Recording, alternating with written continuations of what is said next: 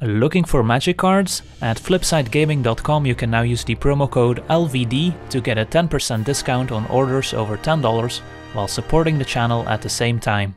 Hello and welcome to another episode of Wacky Wednesday, a weekly series where we explore wacky deck ideas in both standard and modern, and this week we're taking a look at Heartless Eldrazi, an Eldrazi deck that's also playing black in order to support Heartless Summoning, a 2-mana enchantment that says creature spells you cast cost 2 generic mana less to cast, which allows for some very explosive starts where you can cast your Eldrazi a few turns ahead of schedule.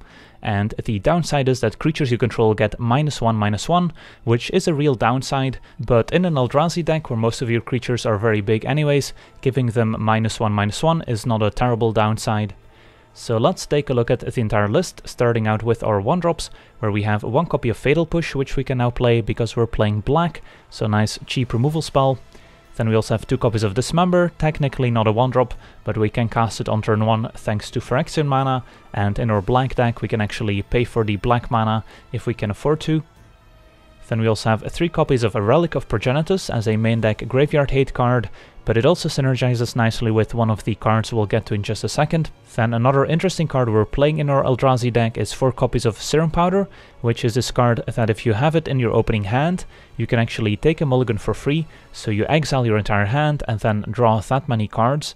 So Serum Powder allows us to more consistently have those explosive starts, since if we have an opening hand that has a Serum Powder in it, but perhaps doesn't have the Heartless Summoning or Eldrazi Temple, which makes 2 mana for Eldrazi, then we can simply exile our hand and then hopefully have a hand that does have one of those 2 cards in it. And then another interesting synergy with Serum Powder is with one of our 3-mana creatures, which is Eternal Scourge, a 3-mana 3/3 Eldrazi horror that says you may cast Eternal Scourge from exile.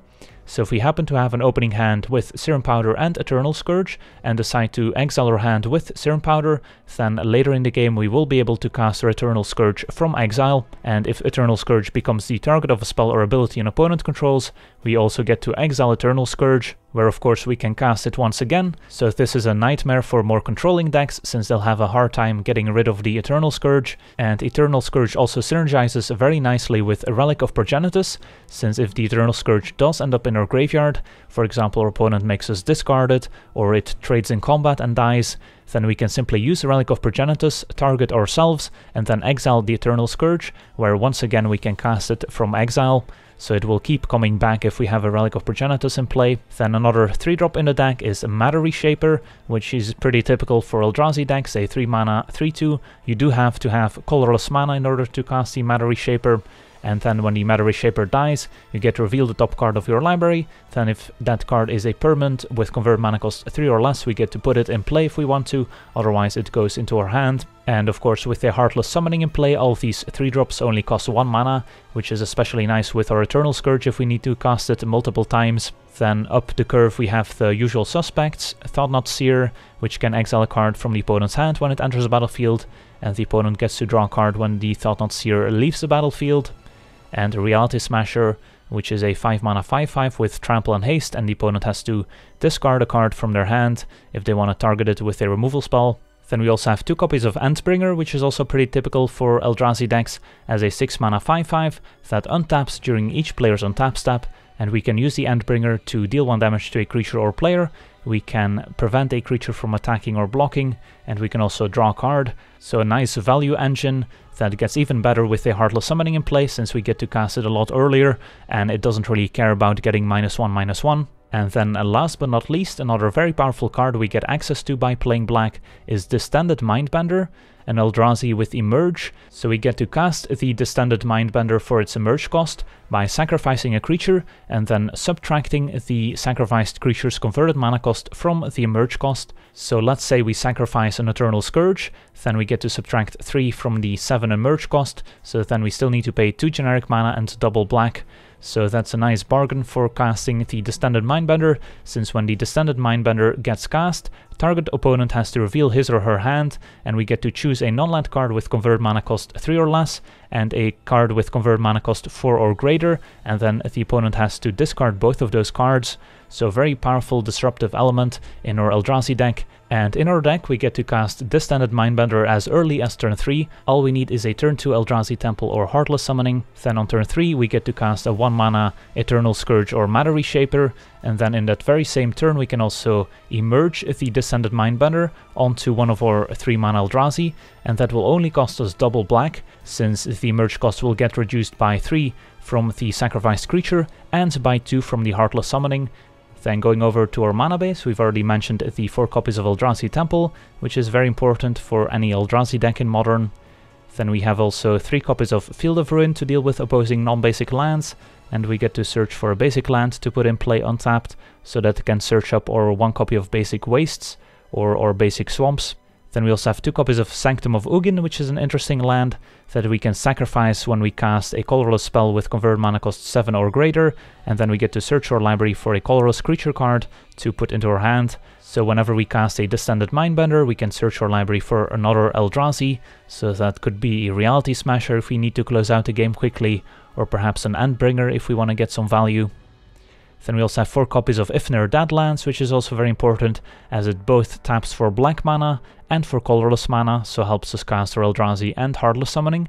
And later in the game we can also pay for mana, tap the Deadlands, and then sacrifice a desert, which the Ifnir Deadlands is, and then we get to put 2 -1/-1 counters on a creature, so that's also a nice effect for when we're flooding out a bit. And then we also have 1 copy of Scavenger Grounds, which is also a desert, and we can pay 2 mana, tap the Scavenger Grounds and sacrifice the desert to exile all cards from all graveyards, so goes well against graveyard decks and synergizes with our Eternal Scourge. Then we also have 2 copies of Urborg, which is a legendary land, so that's why we're only playing 2 copies, but it does turn all lands into swamps in addition to their other types, so makes it a lot easier to emerge the Distended Mindbender, which costs double black. And then some basic lands, 1 Wastes to play around Blood Moon effects, so we can still cast our colorless Eldrazi through a Blood Moon.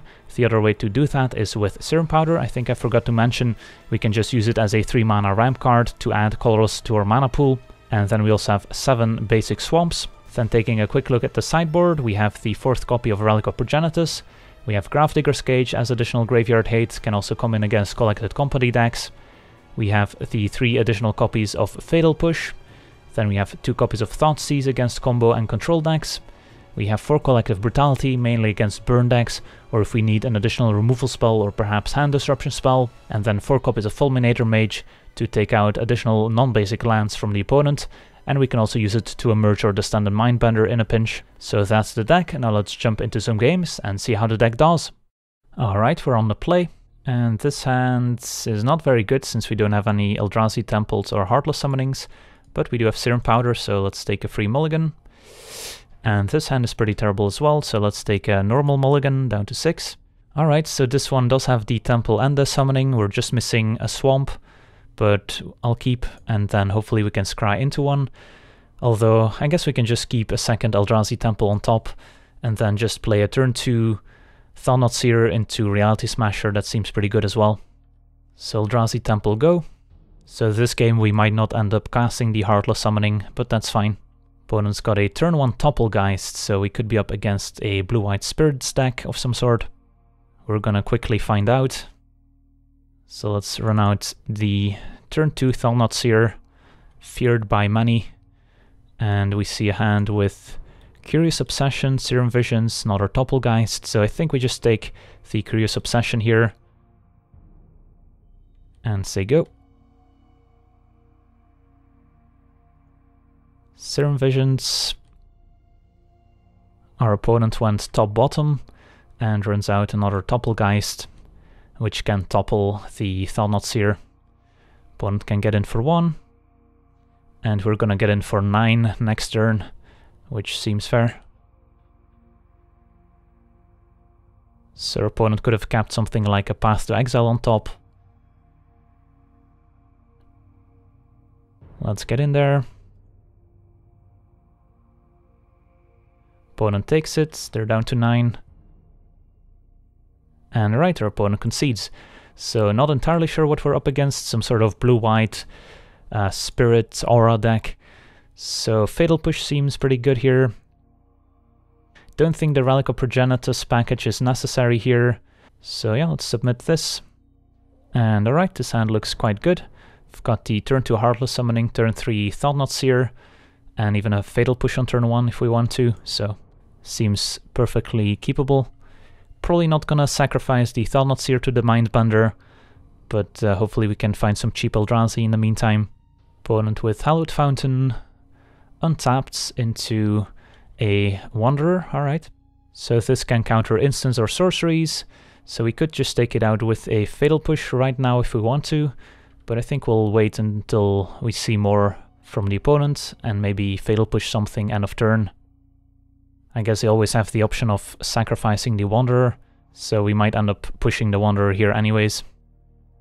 So Selfless Spirit, yeah, let's just push the Wanderer here. We could wait until the Spirit is in play, but then the opponent has the option of sacrificing the Spirit rather than the Wanderer. This way we essentially make the decision for the opponent. So let's run out the Summoning. Say go. And then we could even go for the Reality Smasher next turn instead of the Thought-Knot Seer, which is also pretty appealing here. Spirit gets in for 2. Opponent says go. Alright, there's a Matter Reshaper, which I don't think we mind if this gets countered, so might as well. So let's pay a colorless. Suppose our opponent could have a Spell Queller, which can counter this but couldn't counter Reality Smasher, so yeah, perhaps an oversight here. So we should have probably just gone for the Reality Smasher, but resolving a Thought-Knot Seer also seems pretty good. So Matter Reshaper gets countered, and now we can run out the Thought-Knot Seer. So our opponent has Drogskull Captain and Rattle Chains. I think we just go for the Captain here. And say go. Opponent gets in for 4. So they're not planning on blocking the Thought-Knot Seer here. Another Deadlands. So I don't think we want to go for the Mindbender here, so let's just run out the Reality Smasher.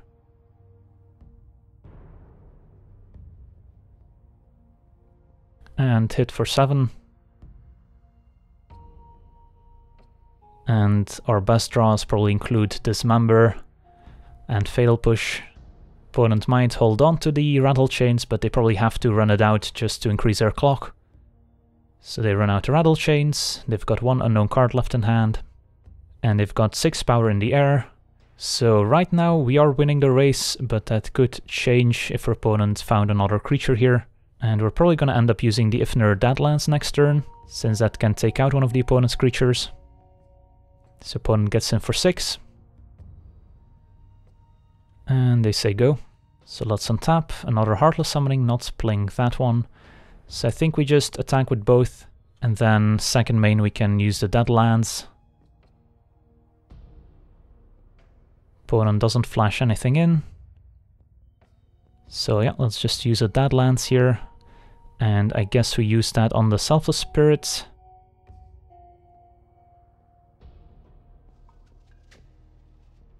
Opponent sacrifices a Spirit, and we'll say go.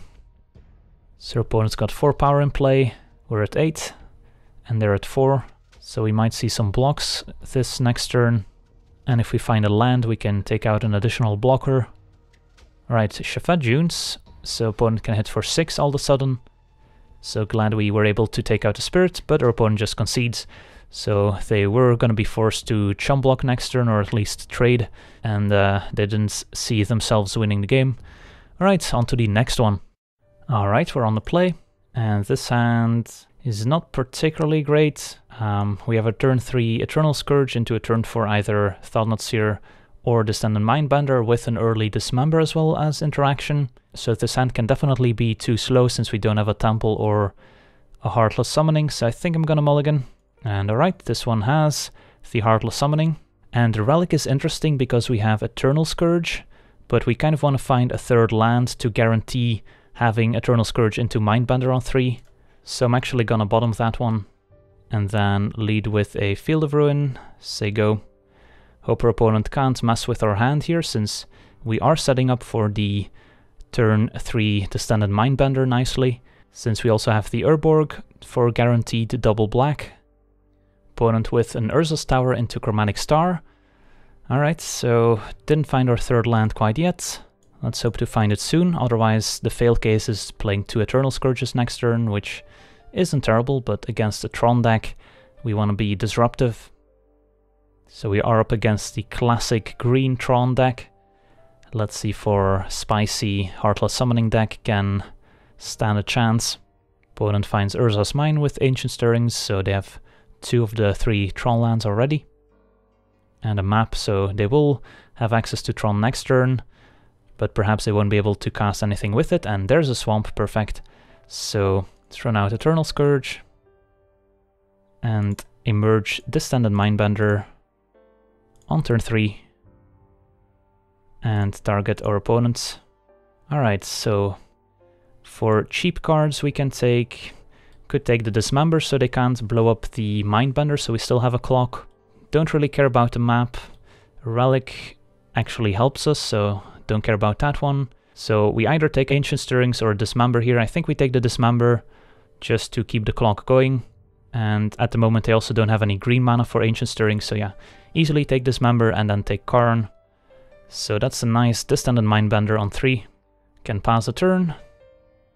So we're actually hoping our opponent sacrifices a relic. They could just sacrifice map, get a forest, so they can cast Ancient Stirrings.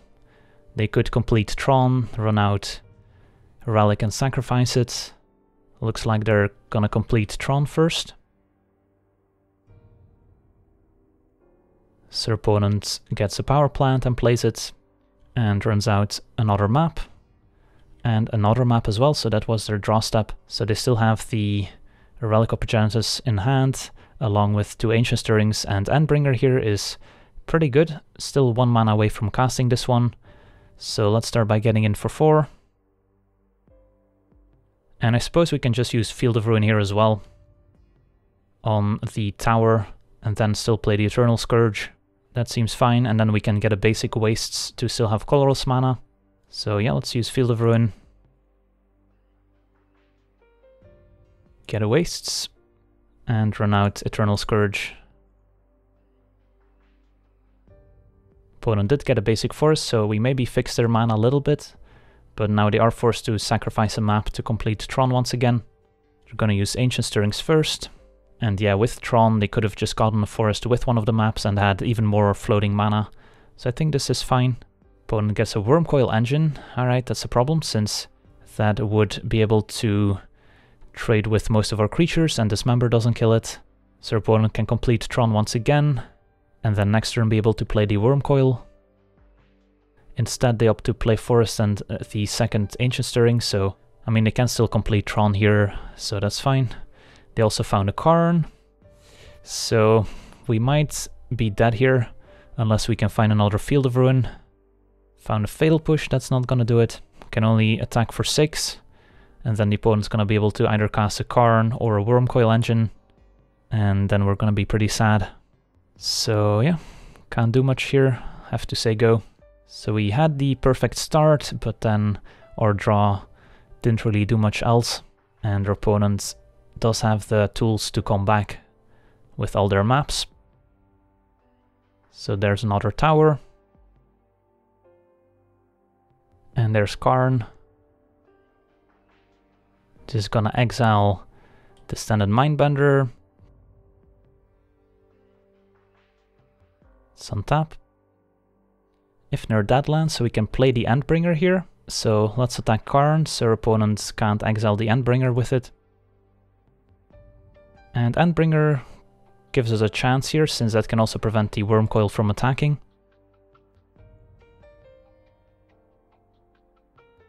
Say go. Karn's gonna plus. Guess we get rid of Fatal Push rather than Dismember. Not that it really matters. Chromatic Star. Chromatic Sphere. Another Sphere. Opponent still has 6 mana for Wormcoil. And that's probably what we're gonna see here. So that can protect their Karn, since if we use the Endbringer to prevent Wormcoil from blocking, then of course the Endbringer's not attacking. Thought-Knot Seer comes a bit late here, so we can prevent Wormcoil from blocking, attack Karn for 2, untap Endbringer, ping Karn, so they can't kill the Endbringer, but then they're just gonna +4 again, and we still don't have an answer to it. Suppose we also get to develop Thought-Knot Seer, so I think that's the play here. So we're going to use a colorless to prevent Wurmcoil from blocking. We're going to attack Karn. Then we're going to play Thought-Knot Seer.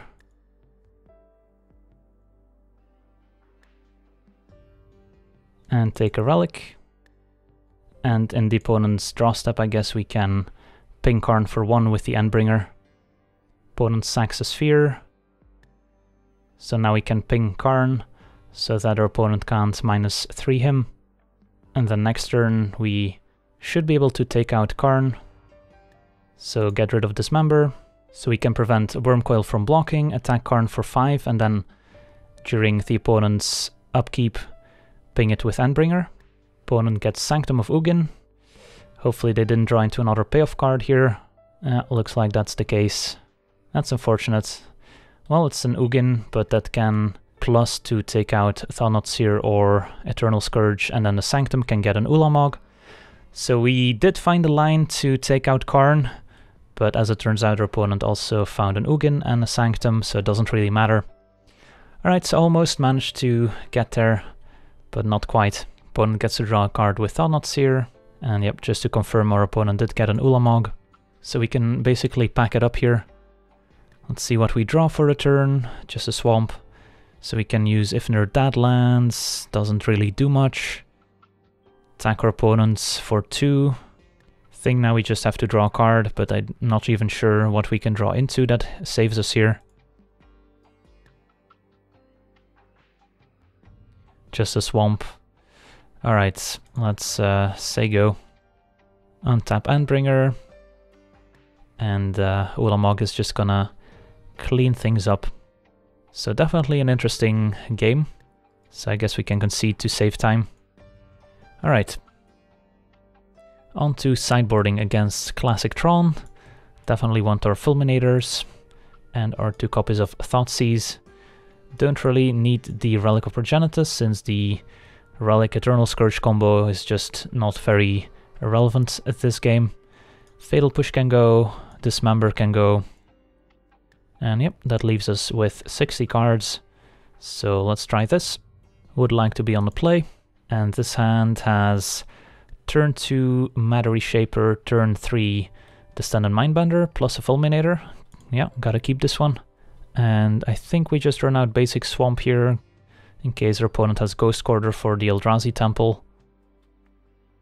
Urza's Tower, into Chromatic Star. So now we can choose between Eternal Scourge or Matter Reshaper. I think we go with Matter Reshaper here. Say go. Opponent sacrifices a star for green. Ancient Stirrings. So we just don't want to see a Ghost Quarter on our Eldrazi Temple here. Urza's Mine. Alright, so we should be safe.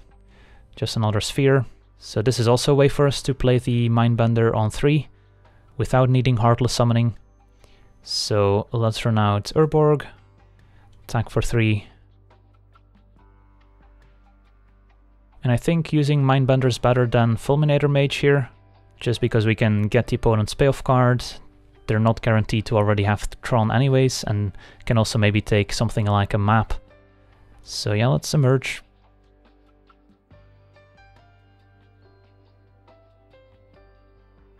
And target our opponents. Let's see what we get with Matter Reshaper. Heartless Summoning, do we want to put that in play? It's actually tempting, so if we put that in play, then next turn we can play Fulminator Mage plus Reality Smasher. That's gotta be worth it. It does shrink the Mindbender, but that's fine. And let's see, so they have 2 Sylvan Scryings and a map, so they will be able to get Tron. So do we take the Sylvan Scrying or the map? Suppose we take the map because it's colorless. So our opponent will have to play the forest to play the Sylvan Scrying. It is more mana total to use a map. But yeah, I think we still take the map here. And then a Wurmcoil. And say go. So it's gonna be difficult to keep them off Tron given their 2 Sylvan Scryings. So we have to try and kill our opponent and disrupt them at the same time. Right now they don't have a payoff card.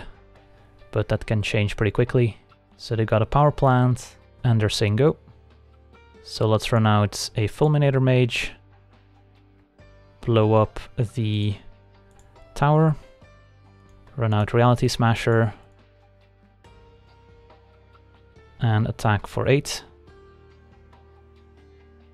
Opponent will be able to search up another Tron piece next turn, but then they're down to 1 already, so we might be able to kill them before they get to play their payoff card. So now they're forced to play the Forest, to play their second Sylvan Scrying. If they do find Urza's Tower, and they're saying go. Alright, so let's play the Deadlands, attack for 8. And play Eternal Scourge for 1 and say go. So does our opponent have a Wormcoil Engine? They don't. Alright, awesome. So we get to go to a game 3, and I think we're just running it back. Did have a very good draw this game, and we were on the play, so it's going to be a bit harder on the draw now. So this hand is 1 land short of being awesome. I think we keep. Turn 2 Matter Reshaper, turn 3 Mindbender or Thought-Knot Seer if we find a land. And Thoughtseize is also great. So let's Thoughtseize our opponents. So they have a second Tron piece, 3 spheres and a Sylvan Scrying. So clearly taking the Sylvan Scrying here. Leaves them with 3 spheres and a power plant. So they can cycle a bunch of spheres. But that's gonna take up some time. So that's 1 sphere. And then play a 3rd sphere. So they have 1 sphere left in hand. And in the meantime, we can play a Matter Reshaper, hope to find another land next turn. Say go. Opponent with Forest into map, so they can complete Tron next turn. And unfortunately picked up another 4-drop, so we're unable to play anything this turn, so we had 3 draw steps to find a land and failed to do so. So we're just forced to say go, and that's probably gonna be game over if our opponent has a payoff card in hand. So there's a mine. Opponent sacking the sphere. They still have a sphere in hand that they decided not to play last turn since they wanted to sack the map. And a World Breaker is gonna destroy our Eldrazi Temple. Gonna put us even further behind.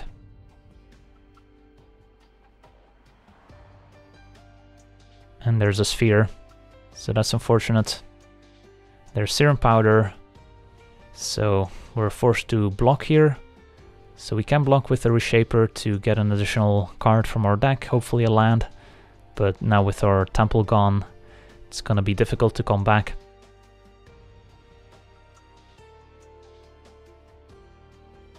Opponent with a Karn, exiles the Reshaper, gets us with the World Breaker.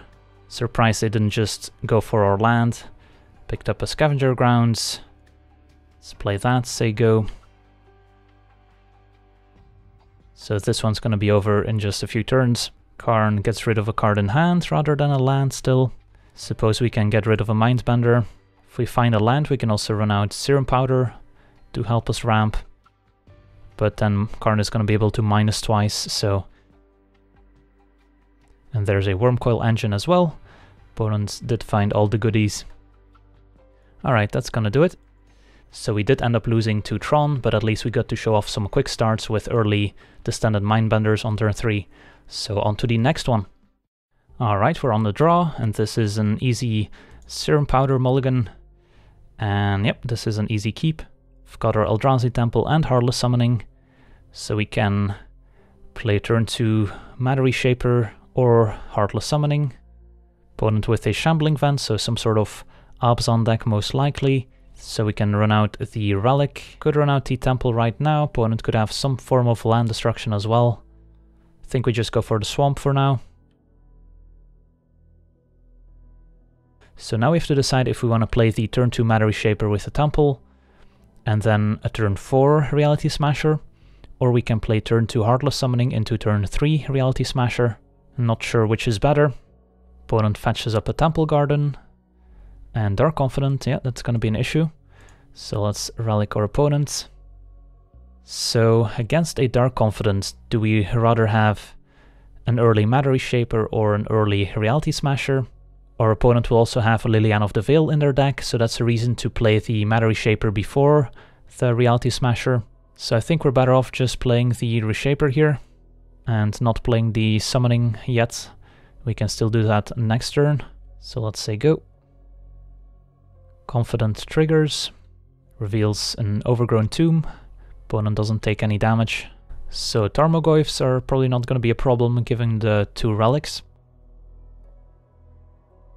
Their Confidant attacking is interesting. They might just have a second one and also have a Liliana in hand, so they really want to get rid of the Reshaper.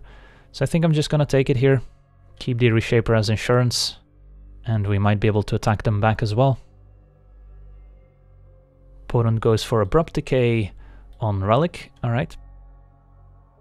Didn't have the mana up to sacrifice it, but we do have another one, so that's fine. And a Distended Mindbender, so we could just Mindbend our opponent after attacking. That also seems pretty appealing, so let's go with that.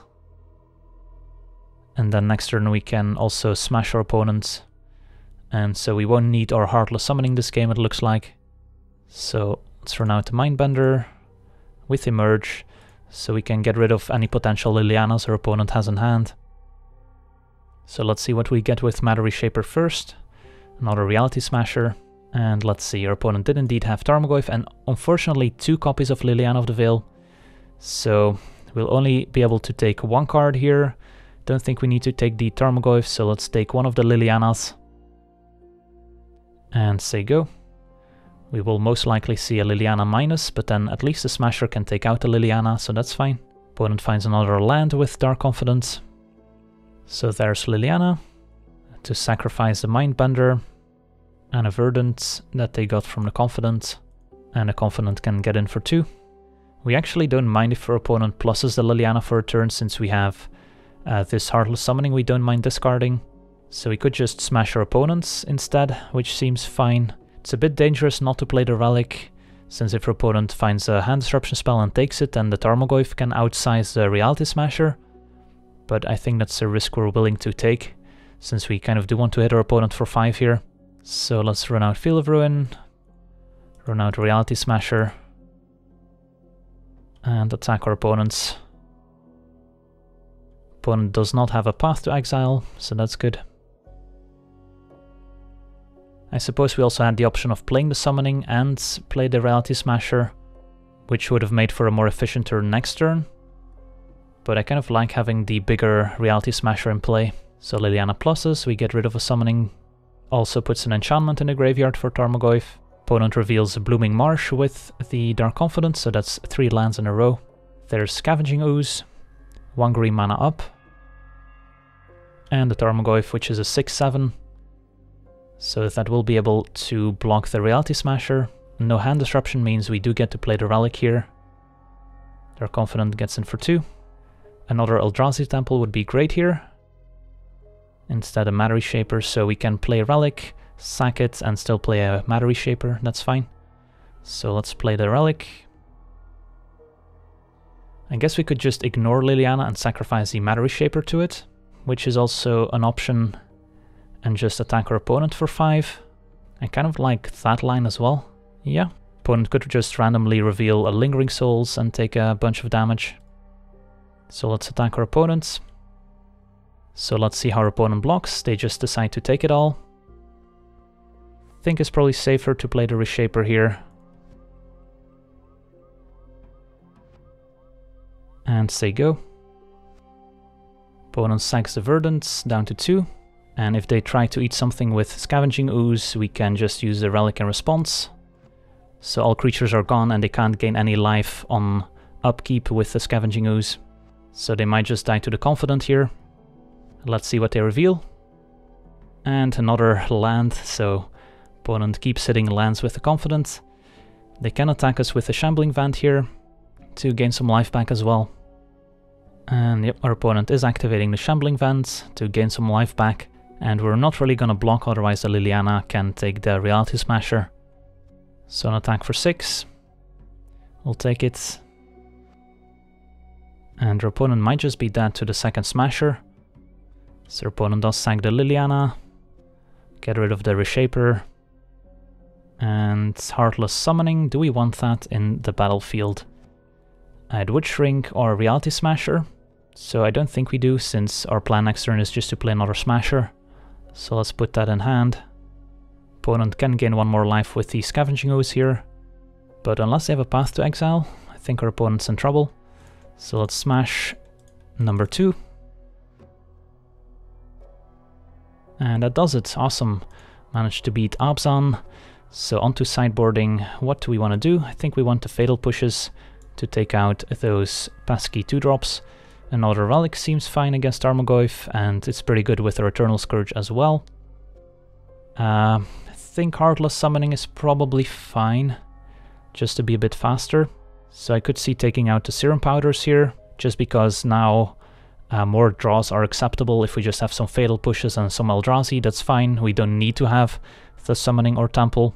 Don't think we need Fulminator Mage, and I don't think we want Thoughtseize in a mid-range battle. Yeah, this seems fine.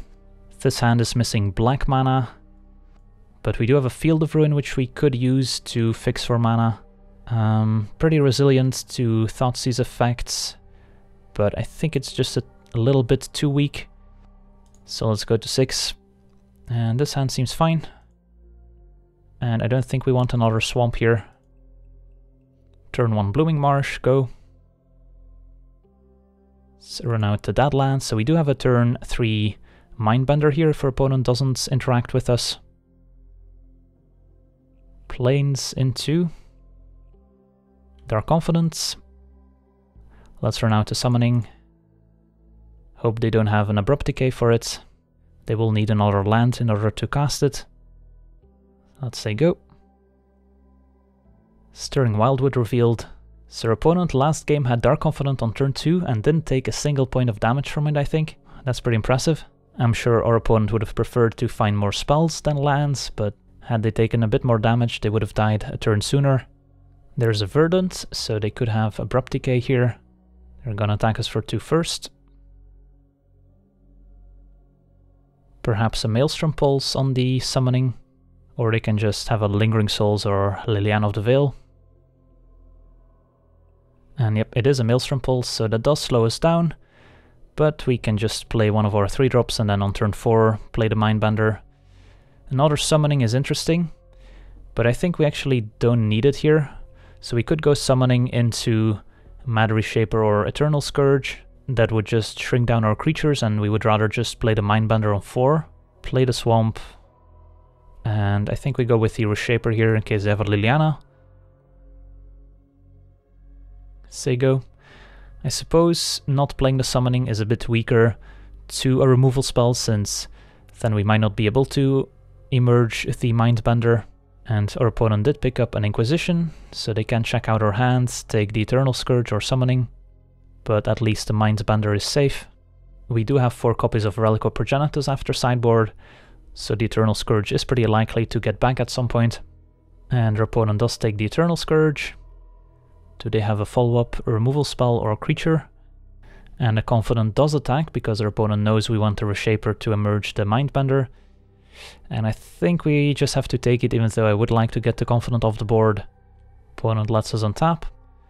Alright. Dismember is an answer to the Dark Confident. I think we just have to attack first. Our opponent knows about our plan, so if they had a removal spell they would have used it already. And their opponent's gonna extirpate Heartless Summoning. Yeah, that's fine. So they get to take the 2nd copy, and take all copies in our deck, and also take a look at our deck. Alright, let's attack for 3. And they could have a path to exile up here, so be it. Let's target our opponents, see what we get with Reshaper first. Eldrazi Temple. I think we want to put that into our hand so we can discard it to a Liliana of the Veil. Should that plus, since we really want to Dismember for Dark Confidence, so let's put that in our hand. And alright, so our opponent has 2 more Dark Confidence, a Goyf and an Abrupt Decay, so the Decay won't be able to take out the Mindbender. Dark Confident can be an issue, but our opponent might not want to lose all that life, so I think we just take the Tarmogoyf, which we may not be able to kill with the Dismember. and go on the beatdown plan with the Mindbender and try to make the opponent lose as much life as possible to their own Dark Confidence. Confident reveals Liliana of the Veil, so they likely just minus here. It gets rid of our only creature. I suppose we actually made a mistake last turn, since we could have just put the Eldrazi Temple in play, which gave us access to Dismember anyways, but it would have cost us 4 life, I guess. Now we picked up a swamp, so we can play the Temple and just use the Ifnir Deadlands to take out the Confident, keep the Dismember in hand. That seems fine. And then we can discard a swamp to Liliana, sacrifice a desert, and say go. There's another Dark Confident. They still have 1 in hand. And Liliana pluses. Discard a swamp. Opponent also discards a land. And our opponent's not going to play out the second Confident. Now I think we just main phase Dismember the Confident. And we might as well play out our land since we're going to empty our hand. So let's kill that. Say go. And now we need to draw something like a Reality Smasher. Otherwise this Liliana's going to run away with the game. Tarmogoyf we also don't want to see. So now a Relic would be a decent draw. Confident we can take out with the Deadlands. Field of Ruin instead.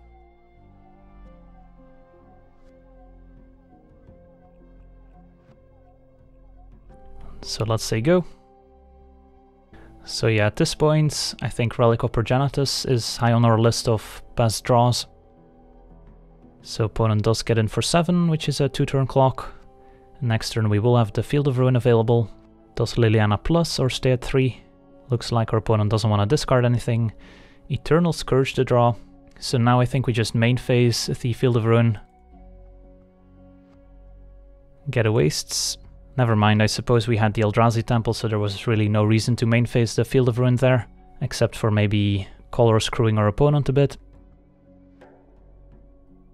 We could have made our opponent use the Wildwood, now they just don't have to, but in the face of a Field of Ruin they probably wouldn't have activated it anyways. So our opponent can minus and attack us for 4. So Relic of Progenitus would shrink down the Goyf and allow us to cast an Eternal Scourge. Tireless Tracker means our opponent now has 2 lethal threats, so I don't think Relic does it anymore. Deadlands can take out the Tracker, and then we're still dead on the way back. So yeah, let's scoop it up and go to a game 3. I think I still like our sideboard plan. Don't really see a reason to add Serum Powders back. Brutality does kill their Confident and Tireless Tracker, but is a bit narrow otherwise. Would like to be on the play. And yep, this hand seems fine. Not particularly explosive, but we do have a turn 3 Thought-Knots into turn 5 Endbringer, so let's keep. Lead with the swamp, say go. Suppose we could have played the Eldrazi Temple in case we draw a second copy. Inquisition is gonna miss. And another Thought-Knot Seer, so now I think we do play the Temple. Say go. Opponent with a Thoughtseize now, sees that we drew another Thought-Knot Seer. They also don't have a fetch land, so Fatal Push can't take it out, so we're guaranteed to take something from the opponents. They might just take the Endbringer now, and indeed they take the Endbringer. Eternal Scourge a turn late, but we're just gonna jam this Thought-Knot Seer, try to take the opponent's only removal spell. And our opponent has Goyf and Liliana, so easily take the Liliana here. And 3 lands, say go. So now that we have this Eternal Scourge and we know our opponent has Tarmogoyf, Relic of Progenitus is high on our list. Untapped Godless Shrine, that's bad news since they could have drawn another Liliana here. Instead, Maelstrom Pulse, alright. But now the Thought-Knot Seer will be able to take the Tarmogoyf. Heartless Summoning as well. So we could play that and play the Thought-Knot Seer. But now that we don't have much action left in our hand, I don't really see a reason to. So it's kind of funny how we've been drawing these summonings a bit late, and we're not really wanting to cast them. So maybe that's an indication that the card is really only good when you can cast it on turn 2. So yeah, I think I'm just gonna play the Thought-Knot Seer here. And our opponent with just a Tarmogoyf. So let's pass a turn. And our opponent is at 13, so it's not gonna take too long to kill our opponent. Let's get in for 4. Play out Eternal Scourge. And I think we do play out our land here. We do have access to Field of Ruin, could take out the Godless Shrine, but I think we want to keep the Field of Ruin in case they have a creature land. Opponent has a Temple Garden anyway, so cutting them off of white is not going to work. And a Tarmogoyf, which is a 3/4. Alright. Now we know the cards in their hand, so don't think there's a reason to Field of Ruin. And Relic of Progenitus is the perfect draw here. So let's play the Relic. We have 2 creatures in our graveyard, so we can't shrink the Tarmogoyf that way, but we can target the opponents, and they only have land and sorcery, so that would shrink the Goyf, allowing us to attack with the Eternal Scourge and the Thought-Knot Seer, and our opponent's just gonna pack it in. So we managed to beat Abzan midrange. I wanna thank you for watching, I hope you enjoyed, and as always, have a nice day. I also want to thank all my patrons for supporting the channel, and you can do so yourself as well over at patreon.com/LegenVD, where you get cool rewards for supporting the channel, as well as getting us closer to our goals, where with every goal reached we will release an additional weekly series, so if you want to see more content, Patreon is the place to go.